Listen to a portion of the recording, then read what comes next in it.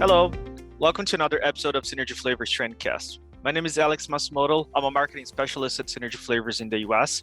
And today we're going to continue our series of episodes highlighting 5 trends to watch in 2022. And in this episode, we're going to discuss the major trends in savory and alternative protein markets.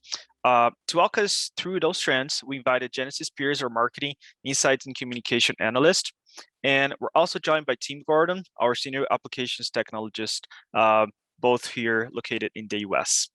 To kick this off, I just wanted to walk us through what were the 5 trends for each category highlighted. And then we'll have Tim and Janice walking us through those 5 trends and, just given their takeaways and what we should be expecting for 2022 for savory and alternative protein markets.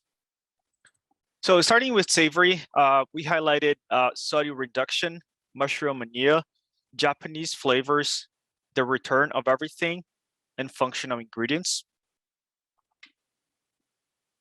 And for alternative protein, the 5 trends to watch in 2022 were technological advancements, healthier formulations, plant-based seafood, innovation in plant-based milk, taste and texture improvements.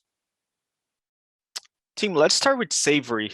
Sodium has been a big topic of discussion lately, and FDA debuted a new set of guidelines recently. So I was wondering, of course, that will likely have a big impact on savory products, but how do you see that new set of guidelines recently changing the way that we do savory products in the future?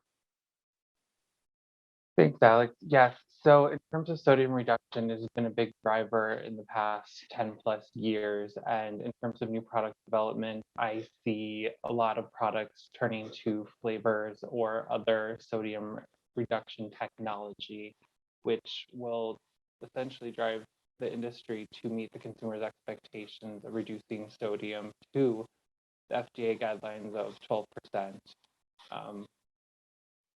The second trend to watch is mushroom mania. So mushrooms have been long used as a meat alternative, and with consumers turning to a more health conscious habit, I expect it to grow significantly. And not only as a meat replacer, but it also has functional properties in terms of umami and adding nutritional benefits to products. The third trend that we are watching is Japanese flavors. So Japanese cuisine has been long dominated by sushi and things of that nature, but we're seeing more of a focus on a deeper dive into the cultures. So yuzu is becoming a huge flavor contributor to a lot of things. You'll see it in vinaigrettes, hard seltzers, dips, anything. And team, is there any besides Japanese flavor, is there any other ethnic cuisine or international, food that or region that you'd highlight that we should be paying attention at the future, or any recent activity of ethnic cuisine that they've seen growing up in the recent years? Yeah, so I think international cuisine in the past 5 years has grown a lot of interest in at least the American market. So not only are we seeing Japanese, we're seeing Ethiopian, Korean, and there's subdivisions within those as well. So regional flavors and profiles are coming to the mainstream in forms that feel more comfortable to the American public to consume. So, like I said, sauces, dips, seasoning, things of that nature. The fourth trend that we're watching is the return of everything. So Trader Joe's released in 2017 their everything but bagel seasoning, and it sort of has ties to the nostalgic longing that we've all been feeling from the pandemic and being quarantined. We're looking for the comfort. So I expect this not only to stay within the everything seasoning, but I also see it branching out into more comfort and nostalgic categories. And in the fifth trend that we highlighted was functional ingredient, and we can probably say that this is a trend that's present in almost all categories. And of course, immunity has been a big topic of a discussion during the pandemic and among functional ingredients. Is there any other is there any other claim outside of immunity that are you seeing more activity around functional ingredients? Yeah, so functional ingredients are, I think, coming more into the spotlight as they haven't been in the past. So even like your example, so we have turmeric and anti-inflammatory. Well, to make certain claims, you have to have so much percentage, but I also see a drive towards working with the profile. So as a flavor house, we have options to pair well with it.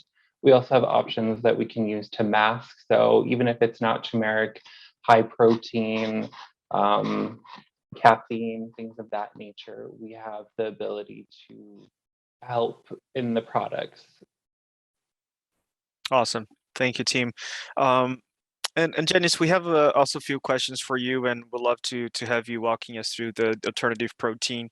Um, and just starting with the first trend, technological advancements.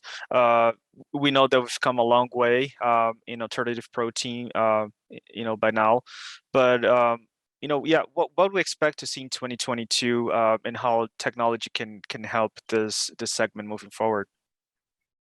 Sure. Thanks, Alex. So we expect demand to only continue to rise in the alternative protein space, especially as innovation and technological enhancements improve taste, texture, and affordability of these products.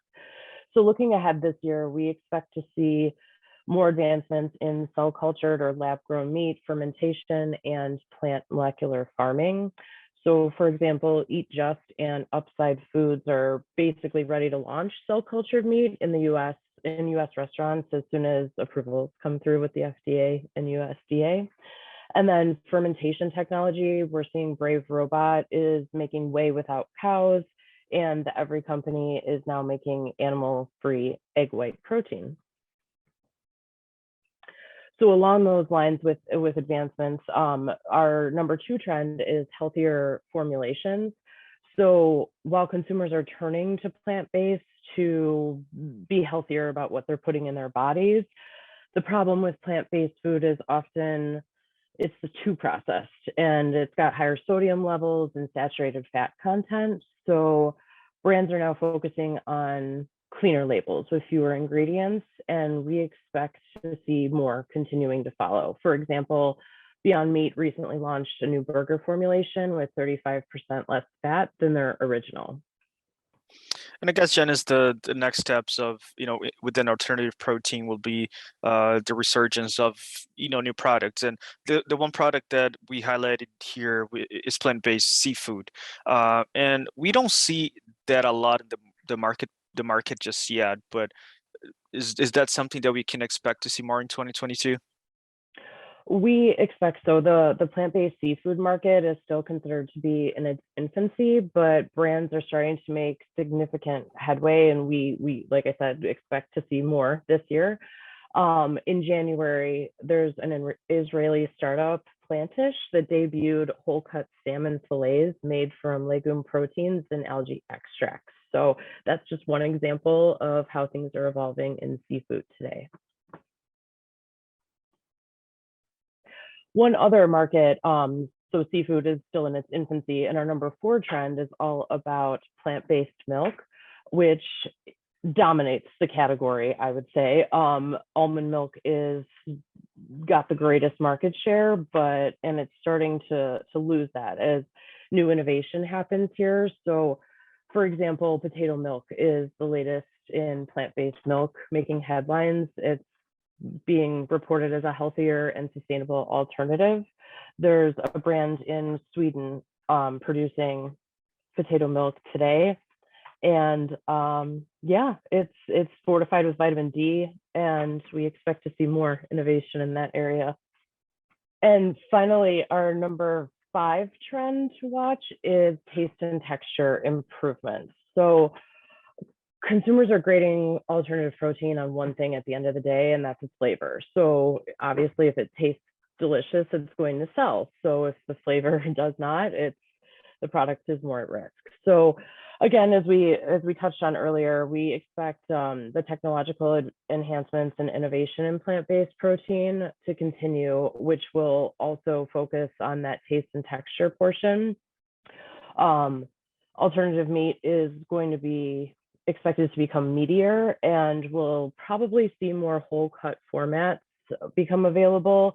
For example, Juicy Marbles has a new plant-based filet mignon, and Plantish, as I mentioned, is also producing a salmon filet this year.